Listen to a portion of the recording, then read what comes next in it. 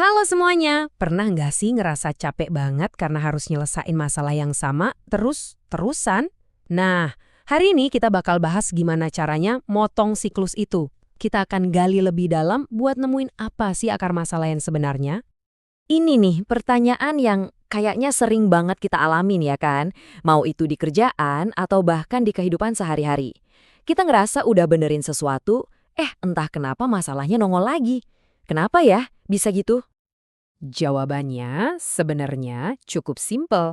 Seringnya kita itu ibarat cuman sibuk matiin apinya aja di permukaan. Tapi nggak pernah cari tahu sumber apinya dari mana. Ya jelas, solusi yang cuman sementara kayak gitu nggak bakal awet. Nah makanya hari ini kita bakal nambahin dua senjata super ampuh ke koleksi alat pemecahan masalah kalian. Dua kerangka kerja ini bakal bantu kita ngebongkar masalah sampai ke akarnya dan nemuin solusi yang bener-bener nampol. Yuk kita mulai! Oke, alat pertama kita namanya kerangka kerja 5M. Anggap aja ini kayak peta loh. Peta buat ngelihat semua kemungkinan jalan yang ujung-ujungnya nyebabin satu masalah. Ini berguna banget buat dapet gambaran yang lengkap. Jadi, intinya, ini tuh metode visual buat brainstorming semua kemungkinan kenapa sebuah masalah bisa terjadi.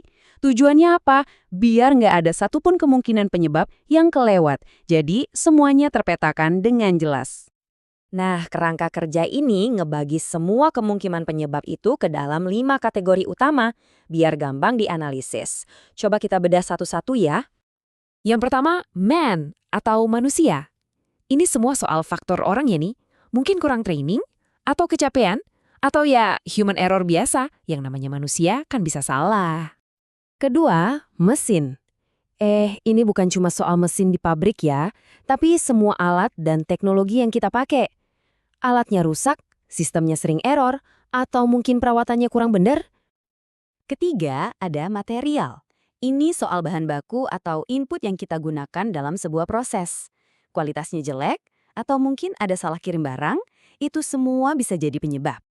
Keempat, metode. Nah, ini soal gimana cara kita ngerjainnya. Prosedurnya udah bener belum? Jangan-jangan standarnya nggak jelas, jadi tiap orang ngerjainnya beda-beda, dan akhirnya malah jadi masalah. Dan yang terakhir, measurement atau pengukuran. Ini penting banget. Gimana kita tahu ada masalah kalau nggak diukur? Ini semua soal data. Datanya akurat nggak? Udah dianalisis dengan bener belum? Oke, teorinya udah dapat kan? Sekarang gimana kalau alat ini kita pakai buat sesuatu yang skalanya jauh lebih besar? Coba kita terapkan buat memetakan tantangan buat mencapai tujuan pembangunan berkelanjutan atau SDGs dari PBB. Dan lihat deh tabel ini, keren banget kan? Gimana kerangka kerja bisnis bisa kita pakai buat mikirin masalah global? Untuk man, kita ngomongin soal pelatihan dan edukasi. Untuk machine, kita manfaatin teknologi kayak e-commerce buat buka akses pasar. Di material, kita wajibin pakai bahan yang ramah lingkungan. Metodenya, ya soal bikin rantai pasok yang adil dan transparan. Dan terakhir measurement, ya kita harus bisa ngukur kemajuan kita. Ini bukti kalau alat ini tuh fleksibel banget. Oke, alat pertama udah. Sekarang kita masuk ke alat kedua. Kalau tadi 5M itu ibaratnya kita lihat dari atas pakai drone buat dapat gambaran besarnya, nah alat yang ini ibaratnya kita pakai bor buat menggali satu titik sampai dalam banget. Kenalin, metode 5 whys.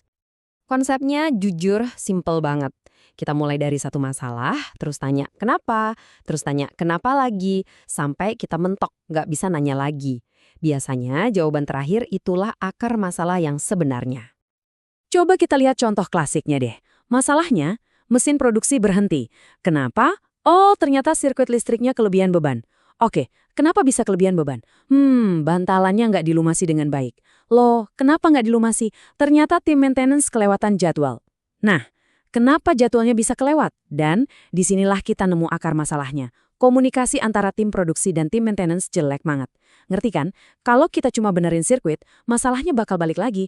Tapi kalau kita benerin komunikasinya, itu solusi permanen. Oke, sekarang kita coba pakai kekuatan bertanya kenapa ini ke salah satu tantangan terbesar SDGs. Kita mau lihat masalah sistemik apa sih yang sebenarnya ada di baliknya? Masalahnya adalah, angka kemiskinan ekstrim masih aja tinggi di beberapa wilayah. Ini kan gejalanya kelihatan banget ya, tapi penyakitnya apa? Yuk kita mulai investigasinya. Oke, pertanyaan pertama. Yang paling kelihatan, kenapa kemiskinan di sana masih tinggi? Jawabannya, karena akses ke pendidikan dan pekerjaan yang layak itu terbatas. Oke, masuk akal. Ini penyebab penting, tapi rasanya ini belum akarnya. Kita tanya lagi. Pertanyaan kedua, kenapa aksesnya bisa terbatas?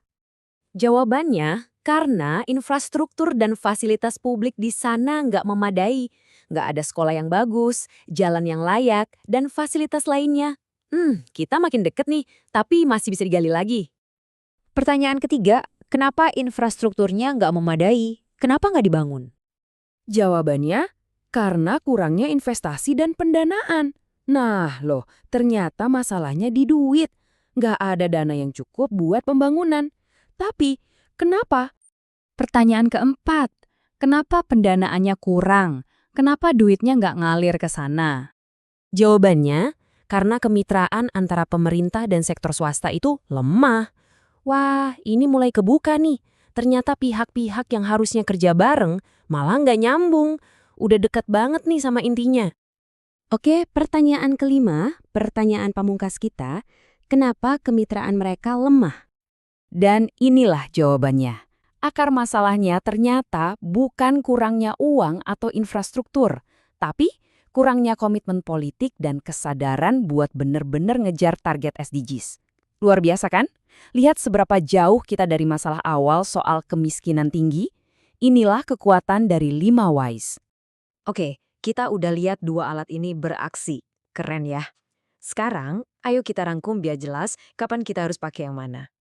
Jadi, intinya gini, gampang kok.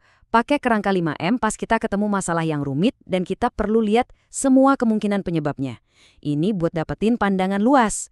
Nah, sebaliknya, pakai metode 5 Whys pas kita udah punya satu masalah atau kegagalan yang spesifik dan kita mau cari tahu penyebab utamanya sampai ke akar. Ini buat melakukan galian dalam. Pandangan luas versus galian dalam. Jelaskan bedanya. Nah, sekarang kalian udah punya dua alat super canggih ini. Pertanyaannya bukan lagi gimana cara nyelesain masalah, tapi masalah apa dulu nih yang mau diberesin? Coba deh pikirin satu aja masalah yang sering banget muncul di kerjaan atau hidup kalian.